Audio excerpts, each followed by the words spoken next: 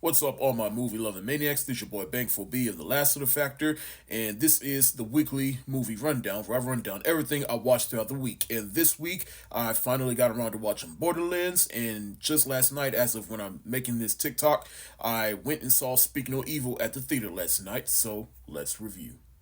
Now, Speak No Evil, from what I understand, is a remake of a Danish film that was released back in 2022, and I do want to watch it at some point, but I didn't watch it before seeing this remake because I wanted to judge this movie on its own merits. And also, from what I understand, is that the original film is a lot more harder and gruesome to watch more than this film.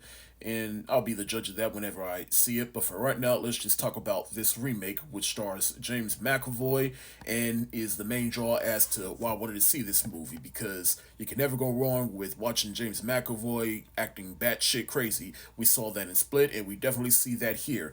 And James McAvoy, he specifically took inspiration from Andrew Tate to play this role because this character here kind of has some quote unquote toxic masculinity to him. Like he thinks men should be men and men should be tough, and he tries to basically use that psychologically on his victims within this movie.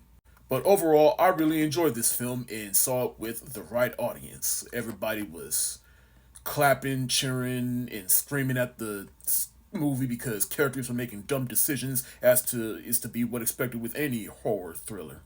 But because everybody in the theater had fun, I was having fun with it too. But that being said, from what I'm hearing, this movie is a bit of a step down from the original film, and just from judging this movie on its own merits, it kind of is. And I really mean it, because the family in this film that gets swayed into staying with this crazy ass family, they are making all the wrong decisions. There are many red flags given to this family as to why they should not be spending time with them, and they just continue to stay with them. But to be fair, the husband and wife within this family, they're kind of going through it, and that kind of puts them in a vulnerable position to be manipulated to spend some time with this family, which is something I did appreciate in this movie.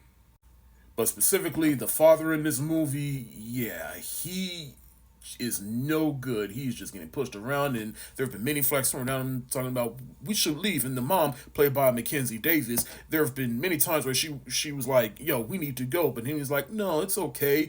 And then when shit does hit the fan, he's still acting like a total bitch.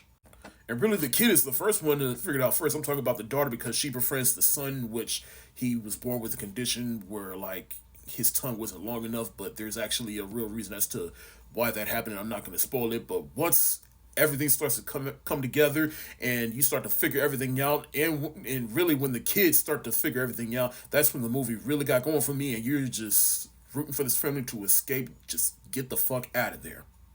Overall, this movie's not perfect, but I still enjoyed watching it, and especially with the movie theater crowd and James McAvoy's performance alone carries this film. And that's why I give Speak No Evil the thumbs up emoji. And I watched Borderlands, which was released digitally recently, and given this movie's box office and critical reception, I don't blame them why they dumped this on digital so quickly. Now, to be fair, I have never played the game, so I'm going into the Borderlands universe with a clean slate. And I did witness all the hate this movie was getting from both critics, fans of the video game, and movie fans in general. And the movie's box office also isn't helping this film. But after finally seeing it, I don't think it's as bad as everyone making it out to be. I mean, I do like the look of the movie, and the movie does look cool to look at times. But overall, this movie is still not as good as it could be, and it's definitely because one criticism I've heard about this movie is that it's clearly trying to be Guardians of the Galaxy, though there's not enough needle drops in this film. And I can forgive that if the movie was interesting. And the thing is, this movie is just not that interesting. The characters are not interesting enough. This movie for sure would have benefited from being rated R.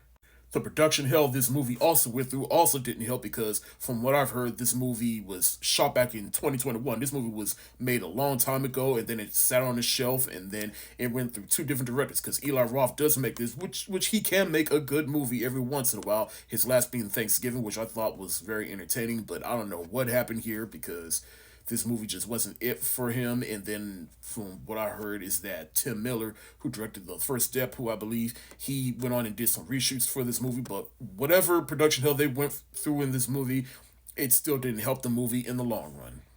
But the reason I'm giving this movie the rating that I'm giving it is not because it's trying to be Guardians of the Galaxy. It's not because it's a poor adaptation, though I've never played the video game.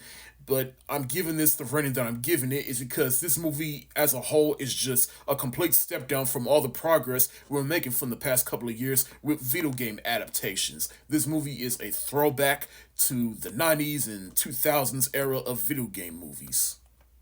But then again, like I said, this movie was shot a long time ago, so this movie may not be a product of the current state that we're in with video game movies, but overall, this movie is not it.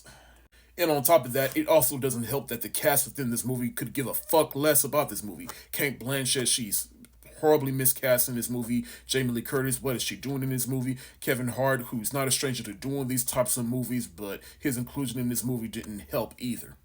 Now, again, I don't actively hate this movie as many others do. I just don't care for it.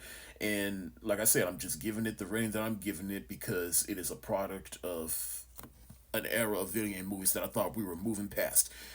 And that's why I'm giving Borderlands the angry face emoji. Thank y'all so much for watching, and this week be on the lookout for my reviews of The Wiz and The Shawshank Redemption, which is celebrating its 30th anniversary this month.